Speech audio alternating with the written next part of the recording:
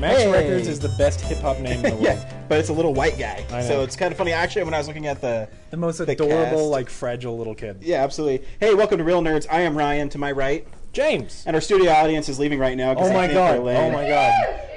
Because we have wine. Yay. I have wine. Girls are going to talk about boys, unicorns, and MySpace.com.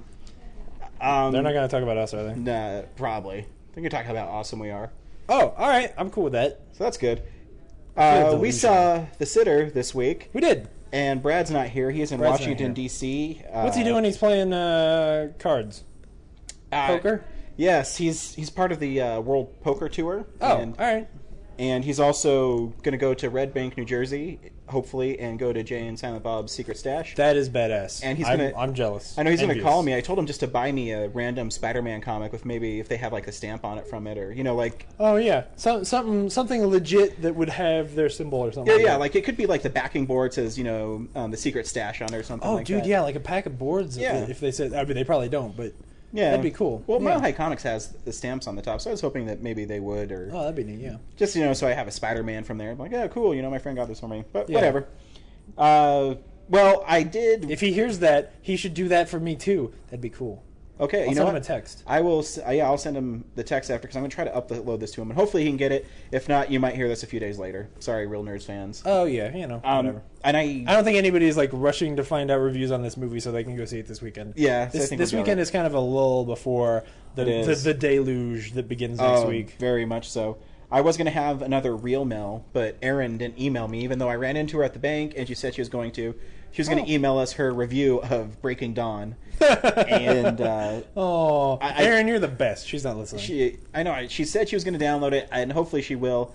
But since I we don't, I think she's just flirting with you. Maybe she is. She gave me her number. I haven't got a girl's phone. She has not. She gave you your number. Does your wife know? Yeah, I told him. Of course, I told my wife. Good. You've watched enough sitcoms that you know. Yeah. So hopefully she'll email me. I know I haven't got a girl's number in 4 years. That's crazy. It is crazy. But anyways, real news. It's real news. It's actually there's some cool stuff. Quite a bit of little stuff. Yeah. Also, was something that's kind of interesting, and I don't know how many people find it interesting, but I was reading an interview with Robert Downey Jr., and he was just given the script for Iron Man 3. And he said it's the best script he's read in 5 years. No way. And then sometimes people say that, Yeah. But then he went on to... Like, who was it? There was just a comedy that... what's his name? It was on Arrested Development. Jason Bateman called The Change-Up the funniest script he's read in however many years. And I was like, you were on Arrested Development, dude. You're not allowed to say that. Yeah, but, when someone says that, you tend to throw it away. But he went on to elaborate. Yeah. And he said, Iron Man 1 had a great energy to it. Iron Man 2 was fun, but it lacked a little bit. Yeah. And he's being honest, and I still think Iron Man 2 is a good movie. I do too, but I think he's right. And then he went on to The Avengers, and he said, well, The Avengers isn't my movie. It's about the team. And the script, he said, for The Avengers is amazing. But he was just given the script to Iron Man 3, and he said, it's the best script he read in 5 years. And he said, 5 years ago, too, if you asked me if a superhero movie could be artistic, I would say no. And that this script is one of the best I've read says a lot about how the genre has evolved. Oh, that's right, because it's the Shane Black script. Yeah. Oh, I'm so excited for that. You might be able to read it if you're on Slash Film. I think that's where I read it on. But it's a really interesting thing that he said. And yeah, absolutely. And so I'm kind of excited because I think he goes from Avengers. I think he's shooting one more movie. I forget what movie he's shooting. He's shooting Iron Man 3.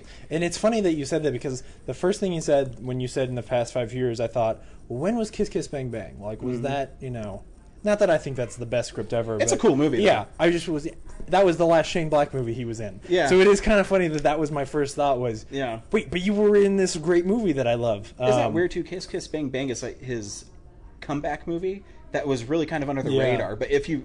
Well, and I think it's sort of set in the... Like, people knew he was around again before that, but that movie was, But sort listen of what to the nerds sparked. when we say...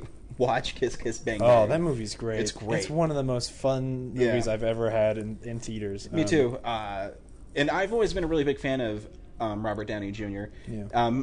Except for the heroin. Except for the the bad part of his life, but he's always good in movies. I'm talking about his professional career. Oh, absolutely, yeah.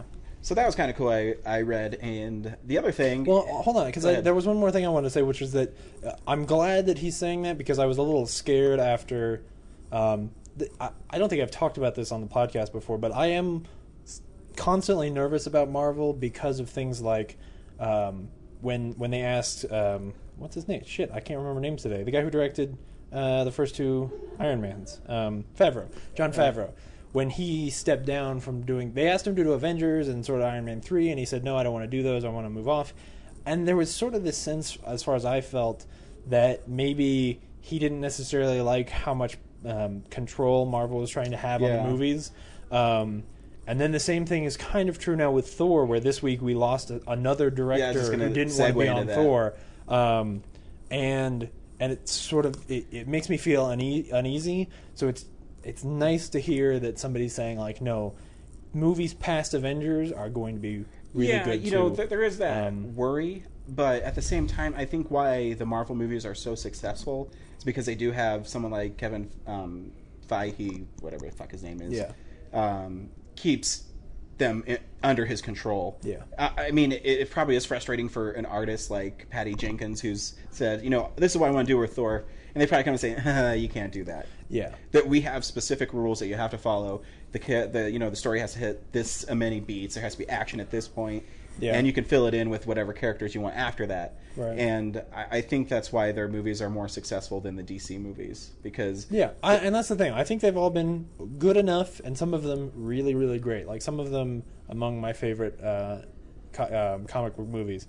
It just makes me worried, and it's good. Yeah. And the other thing is, like, I'm so excited for a Shane Black Iron Man movie. I don't know what that looks like, but just the idea. But you can picture it, And... Yeah, it just sounds great.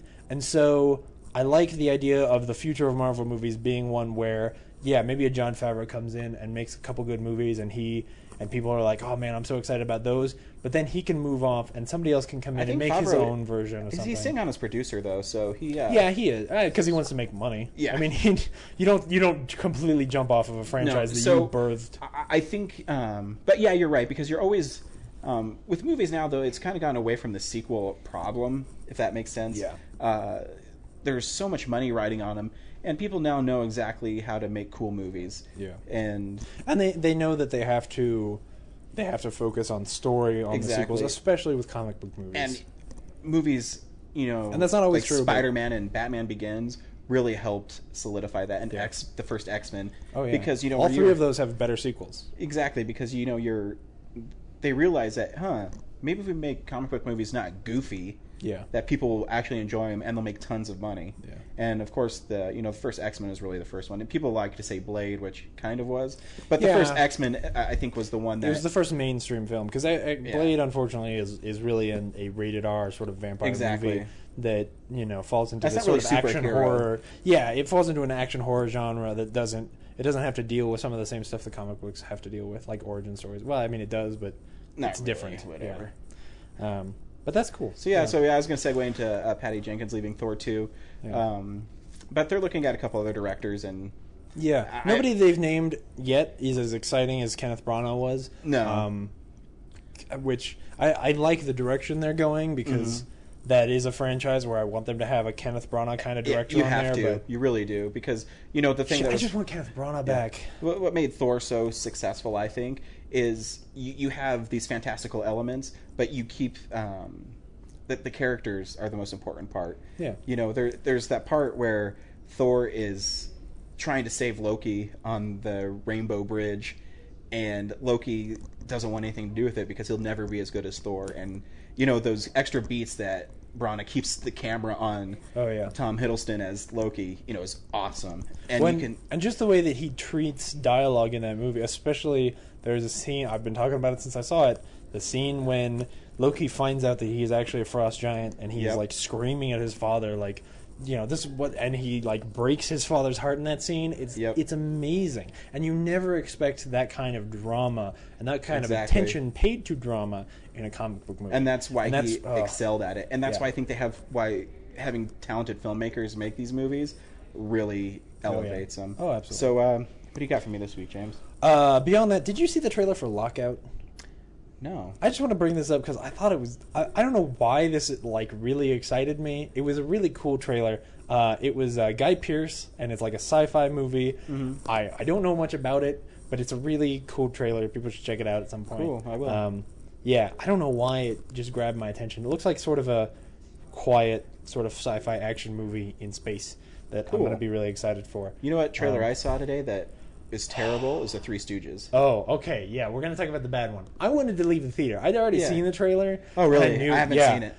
Oh, man. I wanted to get out of the theater because I was like, this is one of the worst trailers I've seen in a long time. I can't believe the guys who made There's Something About Mary makes shit like that. Well, the thing is, like, those guys, when they started that movie, had such high hopes for it, and we've seen so many actors leave that project. Well, so many things change about that project that you're just going, like, there's no way this could ever turn out good. And then to see it, like, the jokes are like, oh, there's a nun and she's in a swimsuit, and oh, well, I mean, she's actually a Victoria's Secret model, but she's playing a nun, and oh, get it? Like, she's attractive. Like, that's the joke.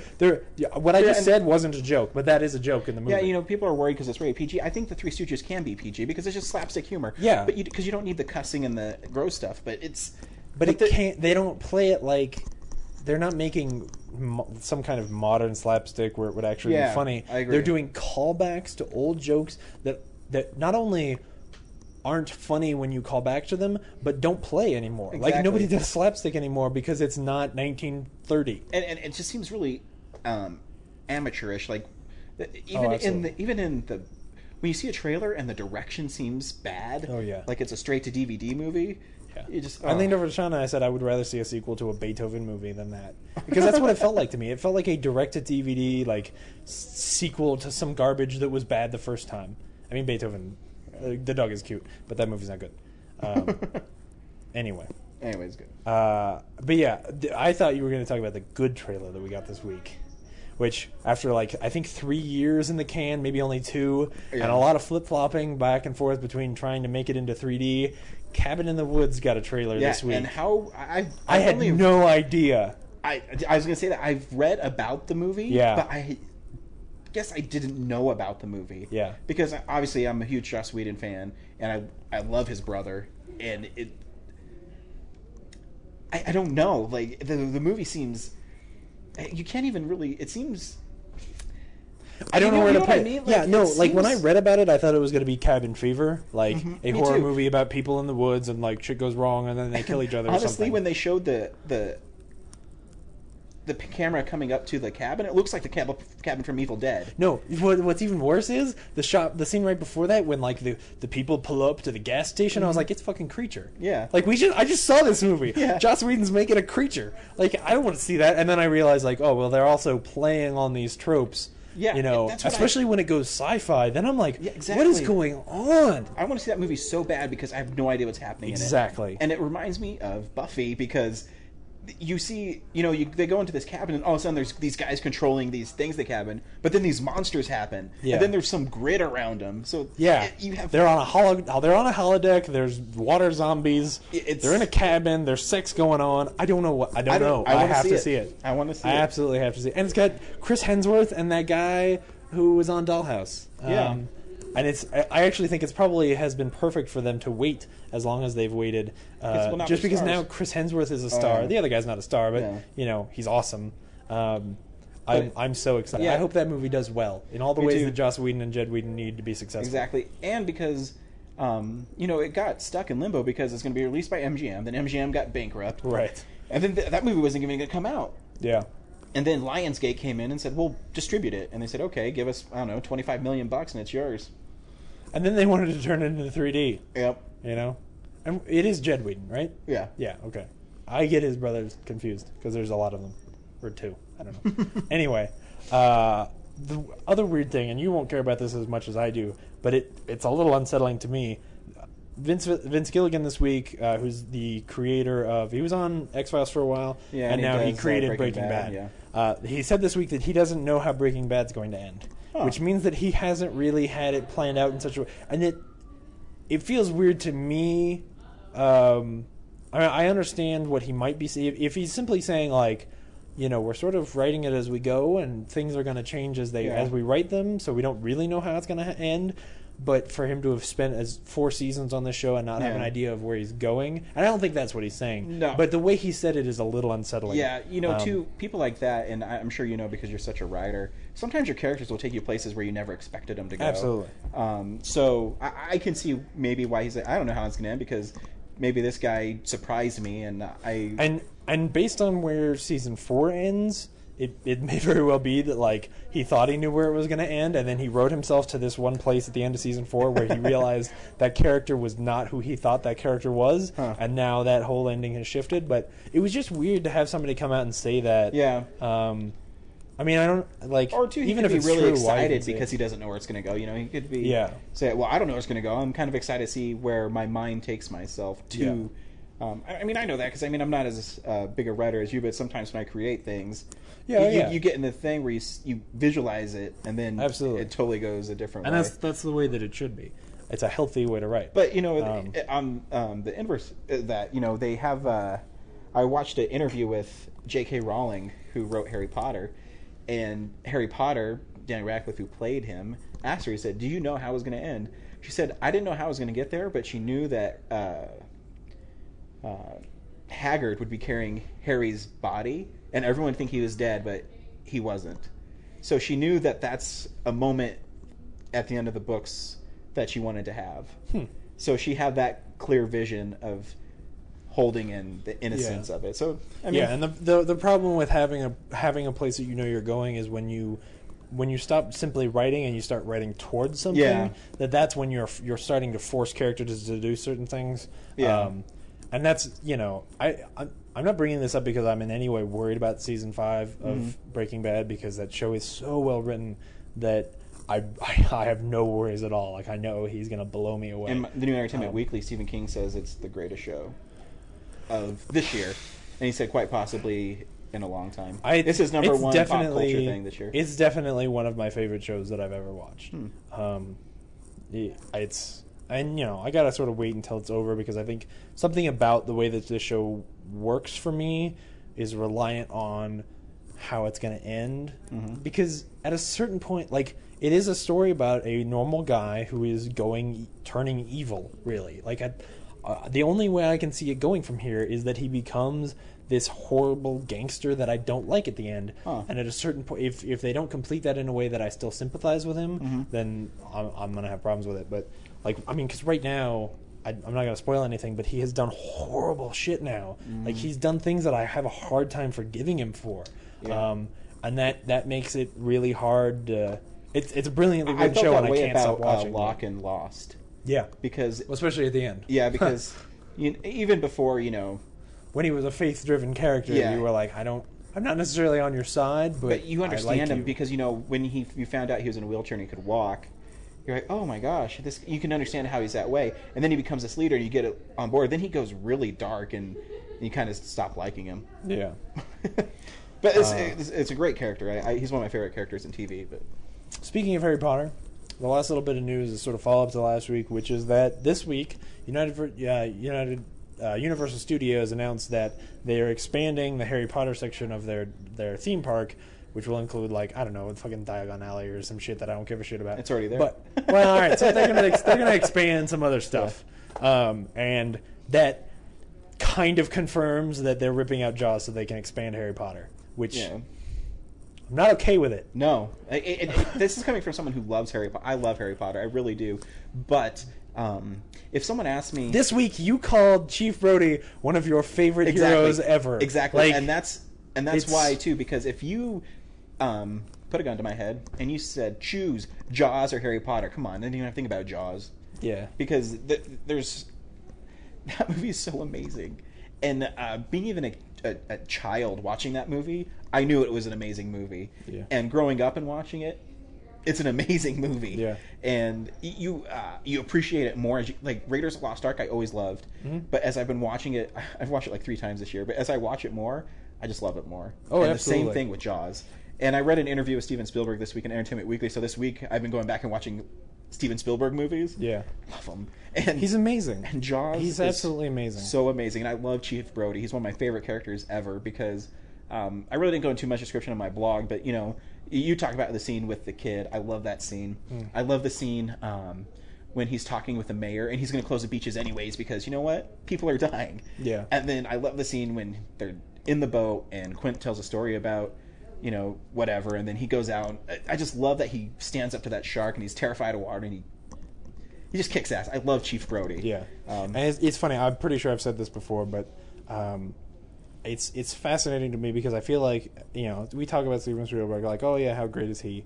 But I don't think anybody appreciates him and adores him the way that they should when you compare him to like the way you hear people talk about like Christopher Nolan and people like that who are really hot right now. And the thing is, you're forgetting that Steven Spielberg has basically informed the way that entire generations view film. Oh, yeah. Because there was, I don't know if you've watched yet, but in the featurettes on the Super 8 disc, there's one little clip where when they're filming at the one kid's house, Steven Spielberg showed up on set that day. Yep. And JJ's talking about how Steven would come on set and he would just he's just hanging out and whatever, and then all of a sudden he would say like, oh, you know what would be really great is a shot from like here of this. And JJ would just be like, you're right, absolutely, that's an amazing shot. And you realize like Steven Spielberg he's not flashy, he's not anything, he just puts the camera right where it's supposed to be. Yeah. And you never disagree with any of his shots. They're never flashy. They're never in your face. They don't stand out to you. They're just perfect. He can tell a story though amazingly through a camera. And that's the thing. Like nothing is ever. Things are wrong in his movies from time to time, but in like weird, in ways that you expect from a Steven Spielberg movie, not in ways that are like, oh, that was a misstep or something like that. Yeah. No. He. My favorite director is Sam Raimi. Just because I like his style, but if I had to choose an equal favorite is Steven Spielberg because you're right, he shaped my childhood. I mean, I can't tell you how thrilling it is when you saw Jurassic Park, and so it's And I was reading an interview. Absolutely. Did you know Harrison Ford was supposed to be Dr. Grant? No. Yeah, I wouldn't have liked that. I love Sam Neill. Yeah, he. That's who's. As you have to read this interview I had with him. He had his artists paint him as Dr. Grant running from a T-Rex. Oh, he sent him a script and the book and said, hey, Harrison, I want you to do this. I want you to be Dr. Alan Grant. And he said, it's not for me, pal. Huh. Interesting, huh? Yeah, that's fascinating. So it's funny. I was just talking to my mom about this, about making top 10 lists and how you compare movies like that. And I was saying, like, when I do that, I always take out The Lord of the Rings and Indiana Jones and Back to the Future and Star Wars, the original Star Wars, because those movies are all so close to me and they're so important. And I feel like when I talk about my favorite directors, I do the same thing with Steven Spielberg. I take him out because he is in a completely different league. Yeah. Even from the guys who are the greats, especially from the guys who people say are the greats, like Scorsese. Yeah. But even from the guy, your Francis Ford Coppola's and stuff like that. I say that I don't mind Scorsese, but I really don't think his movies are that great. Yeah. Some of his older movies are really great. Yeah, I like some of them, but whatever. His pacing always drives me nuts. His pacing in his movies. Absolutely. Yeah, he's not very good at it. You know who is? Steven Spielberg. He's great. Anyways, and Jaws. I want the Jaws ride back. I want it back. So that's weak. Because that's part of America. That movie is part of film. The summer blockbusters are because of Jaws. Yeah. It's really a shame. It is a shame. And I'm gonna try and tell myself that it's not actually that nobody goes to the Jaws ride anymore because nobody else cares. But when I was there, the line was still long. Good. It should be. Yeah. The movie's important. Yeah. Whatever. Anyway. Go Jaws. Hey, what have you been watching this week, sir? I saw a bunch of shit. Me too. I saw a whole bunch of shit. I watched a lot this week. Yeah, well, I'm starting, it's getting close to the end of the year, and I got to start catching up. So I made my list of what movies I want to try and see as best I can, and I'm going to do my best. So I'm going to sort of jump through some of the ones that I don't need to spend a lot of time on. I saw Hobo with a Shotgun. Brad lent it to me last week, and that movie's really fun. It is fun. It's like a grindhouse movie. There's some weird stuff in it. There's goofy stuff. I thought it was interesting. Yeah. I thought there's some parts. I like when he actually got the shotgun. I thought that was a cool scene. Yeah. I'm not crazy about the fact that it kind of it presents itself almost like a dystopian future movie, not really as like here's a hobo with a shotgun in the real world. I'm not crazy about that. Yeah. Movie, I was looking forward to a movie where it's just a hobo with a shotgun and he kills bad guys. But yeah, it was really fun. It's fun. I also rented Green Lantern this week, which it's not bad. It's certainly not bad. I even think, like, Granted, I was watching it on a TV, on I think a DVD. But the CG is all, for the most part, pretty good. I feel like in the theater it might have been unfortunate, some of it, but what I said when me and Brad watched it, it's like blah. Like there's nothing that really stands out. Yeah. There's some fun parts in it. Some like I said this, the Parallax. I think that the animation for Parallax and that villain is cool. That's way better than Galactus. Like some of the space stuff is really cool. I think when he's on a home planet, I think looks really good too. Yeah, but it's not. I don't know. It's okay. Yeah, him as a character is not great, and I said this at dinner that they push the like green is will and red and yellow is fear thing so much that what could be a cool metaphor turns into like just sort of stupid rhetoric. Yeah, I agree. It doesn't actually have any feeling to it. Yeah, there's no weight to the story really. Yeah, and it because it's a like what sort of feels like gods come down from heaven and grant a guy superpowers story. I don't care as much about Hal Jordan. It feels it's just not. Yeah, it's nobody's making a choice, and sure, in Spider-Man nobody's making a choice, but I would argue, somebody is. Like, actually, Spider-Man's a bad example because he makes the wrong choice and pays the price. Yep. But there are other superheroes where they get granted superpowers by like I agree. being bit by something or something like that. Fantastic Four. Yeah, absolutely. Yeah. Which and I would probably put this I would probably say the Green Lantern is a better movie than the Fantastic Four movies. Yeah, what I've always said about the Fantastic Four movies, it's definitely better crafted. They have two characters that are really good in it, and that's the Human Torch and the Thing. Other than that, it's flimsy at best. Like they're Mr. Fantastic. I don't like him, and then Jessica Alba's Invisible Girl. Come on, as a white woman, it's Jessica Alba playing a white woman playing Invisible Girl. Yeah, it's messed up. It is. And racist.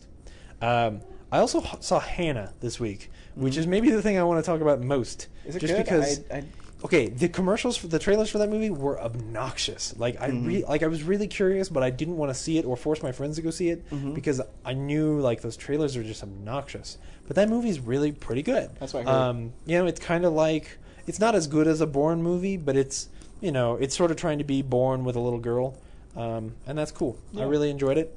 And I would recommend people go see it. It's funny, about halfway through I was thinking like, man, the score to this movie is really awesome. Like this is just a great score. And sometimes it gets in the way because sometimes it feels like the movie is edited to the score in a certain way. Like it almost starts to feel like a music video, which is whatever. It's a style thing. And then about halfway through I remembered, oh, that's right. In the trailers, one of the obnoxious things was that they would advertise, complete new score by the Chemical Brothers. Well, it was cool and probably worth it. So people should check it out. I will check that one out. That's one I wanted to watch for the end of the year. And the last movie that I saw last weekend I went and saw The Descendants with a couple of my friends. And that movie, it's George Clooney and it's directed by Alexander Payne, who made Sideways, which I hate Sideways, mostly because I hate all the characters in Sideways. Too. Like I'm not a fan of it. Yeah, I don't like anybody, and so I'm not rooting for anybody. I'm actually kind of rooting for the movie to end, and that makes me not enjoy the movie. It's overrated. Yeah, absolutely. And The Descendants is interesting because I think it sells itself as like an indie comedy, and it's really more of a drama. I don't want to talk about the plot itself because I think that the plot unveils itself very well. There's a lot more to what's going on than you think, especially early on. Like little details start coming out, and you go, "Oh, okay, this is way more complicated." And the movie's really great. I think if you go in knowing that it's going to be more of a drama, plenty of funny stuff, plenty of great characters. There's a kid named Sid who is an awesome character. He's got some great moments in the movie. But if you go in knowing that, then it'll settle better with you. There's a few awkward performances because Alexander Payne does this thing where he casts local people in his movie. Really? And yeah, it's not great, but still a really good movie, and people should check it out. I heard George Clooney's really good in it. Yeah, he is. I mean, he's not up in the air good, but it's a fun movie. This week. It's great. Great movie. It's great. I love Andy Kendrick. And the last thing, which is too bad that all the girls are gone because they would yell at me while I talk about this, or actually some of them agree. But anyway, this week's Amazing Race pissed me off so much that I don't even want to watch the finale next week. Wow. I know you don't watch it, right? I do not. Okay. It's the best reality show by far. Because it's fun because you get to see these other places and there's some challenges and stuff, and it's still got the same like, hey, we got these weird people and they're all different kinds. And, at least like there's something going on. Well, this week it ended with basically there's 4 teams left at the start of this last week. One of the teams, there's only one team on there that people really, really love, right? And that team has also pretty much won every challenge up until now, or every episode up until now, just because they're awesome at it. Like, there are episodes where they get behind and then they catch up because they're really great at this game. They deserved to win, all right? Well, they get to a challenge where basically, I don't want to explain everything about it, but it was a shitty, shitty challenge, and they got it wrong, and so did 2 other teams. So 3 out of the 4 teams did not successfully figure out the puzzle and started to go to the other places. Well, the team everybody likes who were in the lead, they were sort of off by themselves, and they went to the wrong place, and then they lost a bunch of time. The other 3 teams were all in a pack, and their taxi drivers were talking to each other about where they were going. And so when one of those teams figured out the puzzle properly, that team's taxi driver told the other 2 teams' taxi drivers where they were supposed to be going, and those 3 teams got to the end, and even one of them even bragged about the fact that they defeated the team everybody likes that has been doing so well. And I was like, no. So is that team eliminated? Yeah, the team everybody likes got kicked off. Yeah. So you can't finish last. I don't even know anything about that. Oh, yeah. If you finish last, you get kicked off that week. Because wins the race at the end wins $1 million. But what it means is that basically, because the rules say that you can help any other team and that's not cheating, but this isn't helping. This is 3 taxi drivers working together, and like this team gets stiff-armed while 2 other teams didn't properly complete the challenge, which you do get penalized for. Like if you don't complete the challenge properly, you lose time at the end, which may have let the team everybody likes win. But it was shitty, and I don't like the way that they treated that, and I'll probably watch next season because I like the show, but it made me so mad, so angry. And I have to say, like, I know I'm talking about this in terms of the team that everybody liked, but I think I would still feel like it was shitty and cheating even if it wasn't the people I wanted to see win. Gotcha. But anyway, that was everything I watched. What'd you see? This week I watched Up in the Air. I watched Easy A again. I'll skip those because I've talked about them last year. Yeah. But the one movie I got and I watched again that I absolutely love this year, and you'll hear from me again in a couple weeks, is Tucker and Dale versus Evil. Oh, that's right. I saw you post about it. Yeah, and it's... Did you buy it? I did. Can I borrow it? You may borrow it. All right. Because it's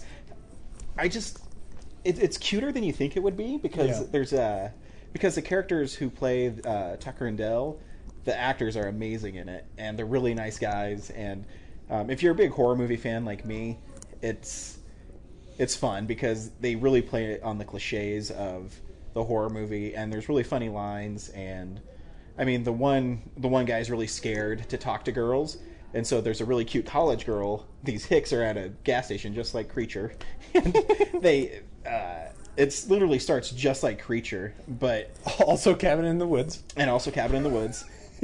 But there's so many funny parts in it. Like the college kids are the douchebags, like they always are. But they're like characters of exaggerated characters of those characters. Yeah. So they're at the beginning they're all like drinking and talking about the weed they're gonna get, and you see this beat up, pickup truck behind, and it zooms by them, and the 2 hicks like stare at him like they're just like dumb hillbillies with beer in their hand. And dude, it's really funny if you pick up the cliches that they're playing on. And I think one of the most amazing parts of the movie is it's basically a one joke movie about the hillbillies are misunderstood. Yeah. But they're able to play it for an hour and a half. And they also play on the fact that college kids think they know everything. Like the hero girl in it is getting her major in psychology, so she tries to sit down the 2 guys to work out their problems over tea, and it's so ridiculous. But I'll let you watch it. It's funny. I hope you enjoy it. Absolutely. And I also watched a bunch of Community.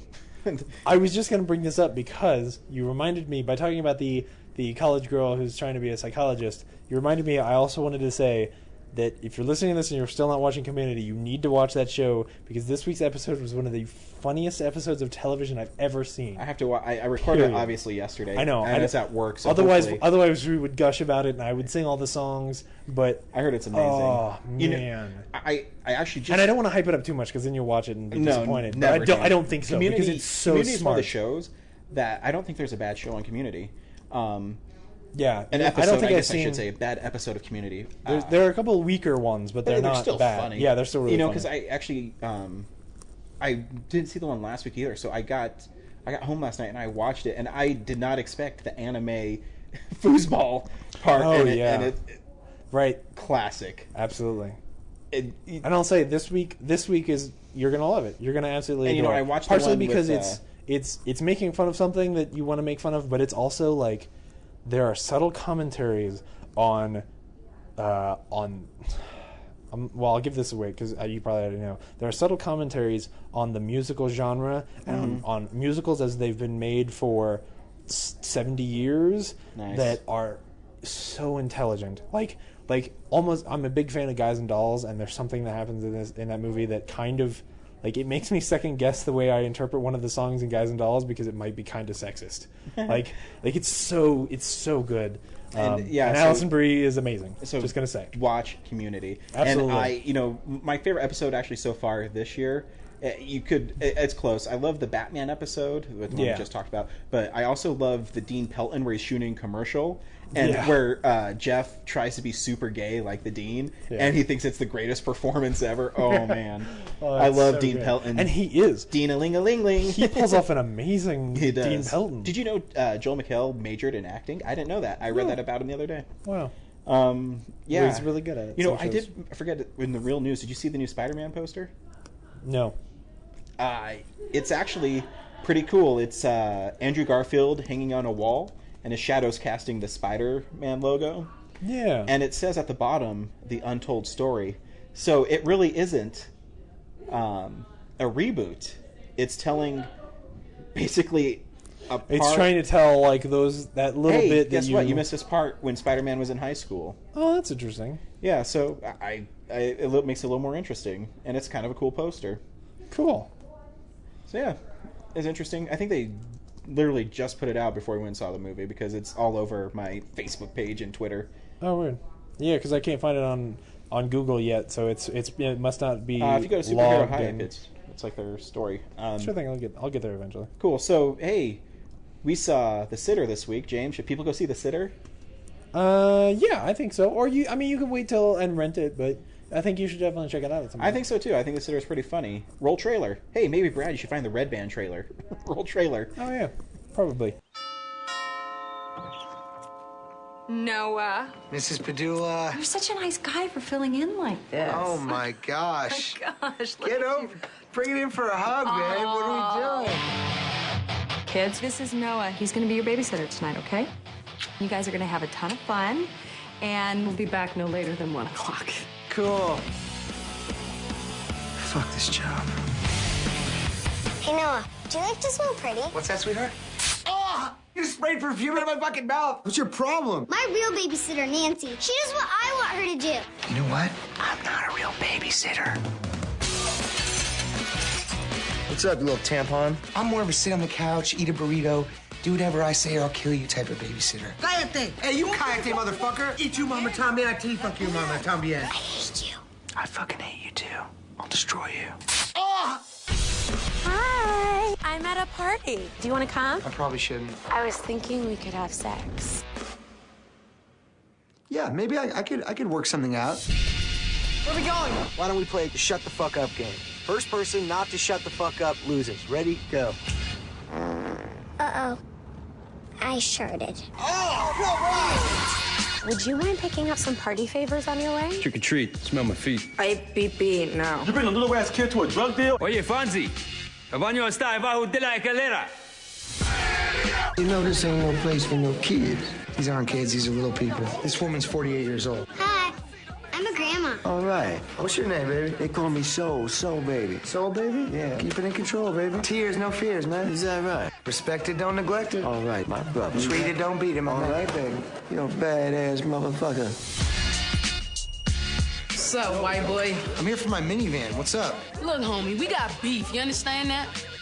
Just give me the keys. Step back, homie. This ain't where you belong. All right, you're gonna listen to me.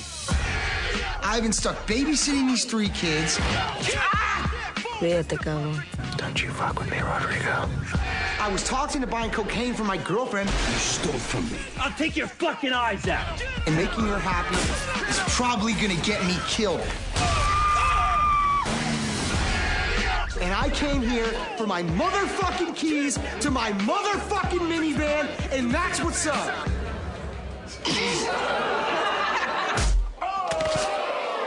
I fucking love you right now. I'm okay. I'm okay. I like your style, you dig? I appreciate that, thank you.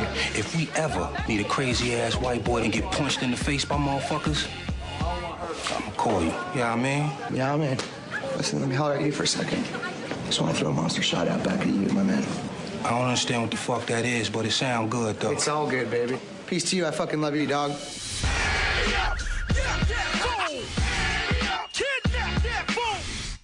So I always think the hardest movies for us to talk about are comedies, because you have to. They're all, you know, talking about jokes and stuff like that. But yeah, like, because you don't want to just sit here and repeat all the jokes. Exactly. But I will say this about the movie: it had a little more heart in it than I thought it would. Absolutely, it did. And yeah. but either, at the same time, the opening was kind of cool, in a goofy way, where he's going down on his girlfriend. But the scene shot really cool. Yeah, like it's shot like the opening of a movie, but it's also really weird and awkward. Yeah, because obviously you know she's getting pleasured, but it's showing all these pictures of this other guy who's not the main character. Who's not the main character. Yeah, that's right. That's so weird. Which makes more sense when as the movie comes to the climax, you know. But you're like, who the fuck is this Rick? What was his name? Santana or something like that? Carlos. No. Yeah, I don't remember. Rick something. And anyways, is Jonah Hill going down on his girlfriend, and then he asks her for a blowjob. It's pretty funny because it's really awkward. Yeah, it's a horribly awkward scene. And oh man, it sets up. It's like it sets up those characters really well, because you know, there are plenty of like this kind of movie, but this one starts with our main character is kind of a worthless dick. Mm-hmm. And his girlfriend that he's doing all of this for is a horrible piece of shit human being. Yeah. You know? So, like, you're not at all on their side, but you're watching him make these horrible decisions, and that aspect of it is awesome. Yeah. You know? And that's where you're saying the heart comes from, is that then, of course, as things go on, he, you know... and it even starts earlier because lessons. Jonah Hill is always funny. It's kind of, you know what's bizarre is seeing him in the 21 Jump Street trailer, because he's so skinny now. Oh yeah, and he looks like a different person. I don't know how much. He's probably lost almost 100 pounds. It seems like. Yeah, it's weird.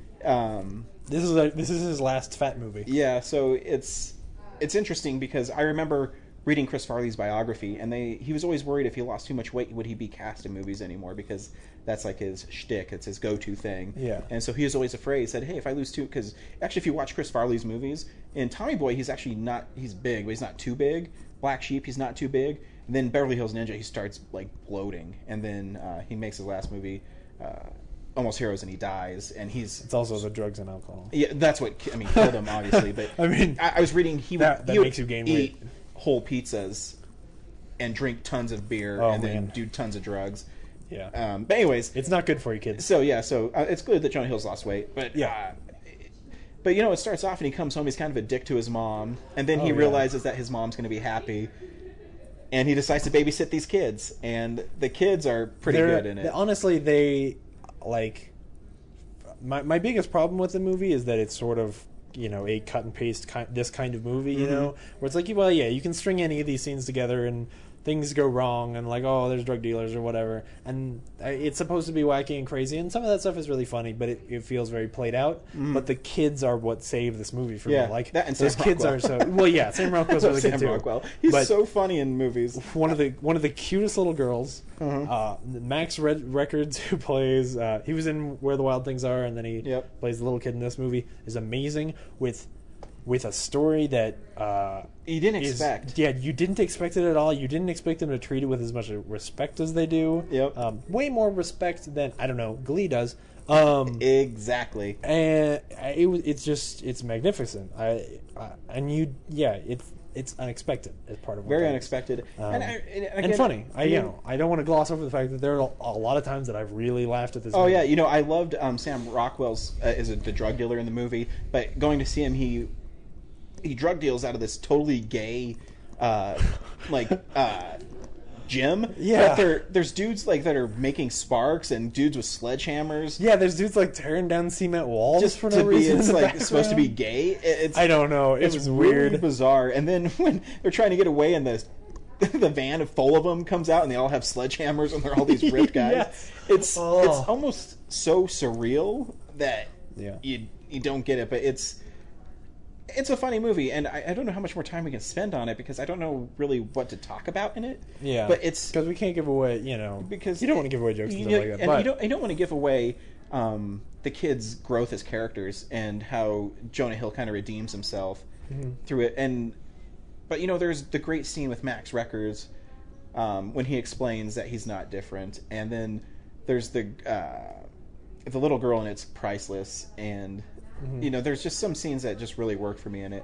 And, I love when he goes into the pool hall with all the black people, and he's in sort of a gangster zone, but he's not making any sense. And and the black people kind of go along with it. What is it he says at the end about, I just want to do a mega shout out to you? And the guy's like, I don't know what that means, but it sounds cool. Yeah. He's like monster or something. Monster shout out. Monster shout out. He's like, I don't know what you mean, but you're fucking cool. That whole section, totally racist. Yeah. Bizarrely racist, but in a way that was okay, all right, this is funny. You're okay. Actually, one of my favorite jokes in the movie is because there's so many cliches that the cops saw him run the red light, and they pull him over, and they search him, and they find that he has cocaine on him, he has diamonds, and then the cops tell him to go wait by the car, and then they take all the stuff and party, and they drive away. Yeah. It was good. It was really good. Bizarrely funny. I do want to point out, though, at the beginning when the trailers were running, it said, directed by David Gordon Green, and I went, I know that name. Who is that guy? And it almost bugged me the whole movie. David Gordon Green, he directed The Pineapple Express, and he's directed some Eastbound and Down. He directed Your Highness last year. So he's been doing a lot of these kind of comedies in the past, and honestly, from a directorial standpoint, I think this is his weakest one. Things are shot kind of weird, and I think weird. The pacing is off. I almost feel like somebody messed with it. But I do want to bring up, this guy made movies. He made All the Real Girls, Undertow, and Snow Angels. All the Real Girls is an absolutely amazing sort of romantic drama it was sort of the movie that got him a whole lot of attention. It's got Zooey Deschanel and this other guy, and it's really about sort of this breakup and this guy getting through it, and it's a great serious movie, a really good indie movie that nobody talks about, and I kind of want him to make one of those again. That makes sense. Especially after this one, because this one really feels like, hey, you remember those other comedies? Here's more of those jokes. And it kind of have an in-joke where you see James Franco in a soap opera. Yeah. They even put James Franco in this movie. So it's pretty funny. But yeah, it was good. I mean, it's not on the level of a Pineapple Express for me, which is really just very close to my heart for some reason. Really? But, not close to... I mean, I love that movie. I think it's really funny. It's okay. Close to my heart sounds like I'm emotionally attached to it, which it does. But I was just explaining, I'm not...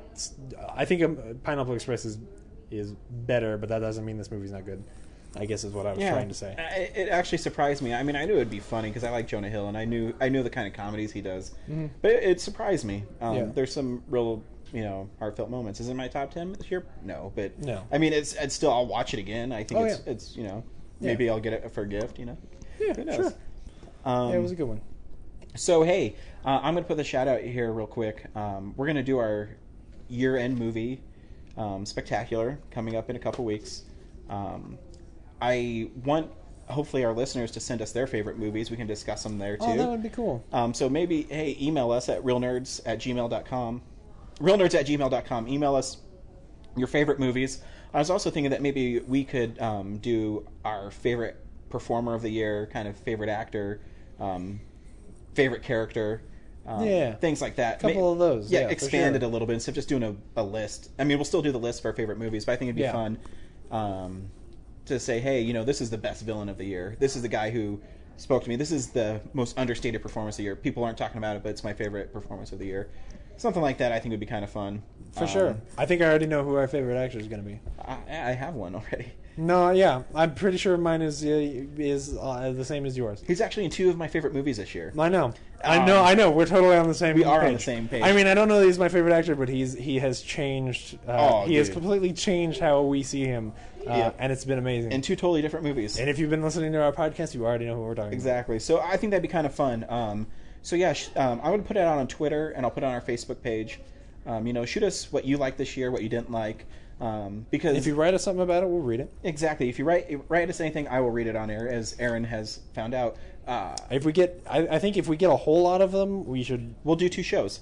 Yeah, sure. Yeah. We'll guarantee if you write us something that we actually think is good, we'll read it on the air. Yeah, if you write us something shitty, we'll read it on the air. If you send us anything, I will read it on the air. I'll make that promise to our listeners. So I think that'd be fun to kind of change it up and, still do our top 10 movies of the year. For sure. But also still have the things that we kind of look forward to. Next week, I want to see Ghost Protocol, Mission Impossible. For sure. At IMAX. What else? Do you know what else opens next week? Well, next week is also Sherlock Holmes. And I'll see Sherlock Holmes, too, so I'll see 2 movies next week. Yeah, I'll see it next... I won't see it Friday, but I'll see it probably sometime that weekend. Yeah. So look forward to our Mission Impossible. I might have to get tickets for that. I don't know. Do you think it's going to sell out really quick? Well, it's only in one theater. Wait, Colorado. What do you mean it's only in one theater? It's only in the Colorado Boulevard theater. It's really weird how the release schedule is. Mission Impossible Ghost Protocol, if you're listening to this, and you have an IMAX in your... it might be at the Mills, but if you have an IMAX theater in your town, the 16th, you can only see Ghost Protocol in IMAX. Weird. Then the next week, the 23rd, it releases nationwide. Oh, okay. So it's a kind of an interesting release schedule. So that's the movie I want to see next week. So I'll check it out, see if we can get to it. If not, we'll see Sherlock Holmes. Sure thing. But yeah, you can find us on Facebook, Real Nerds Podcast. Like us, please. You can also follow us on Twitter, real_nerds. You can email us at realnerds@gmail.com. Please email us your favorite movies of the year, your least favorite movies of the year, and we will talk about it on our next podcast. And hopefully Brad will be on our next one. I think he will be. So I'm Ryan. I'm James. Thanks for listening. Bye. Bye.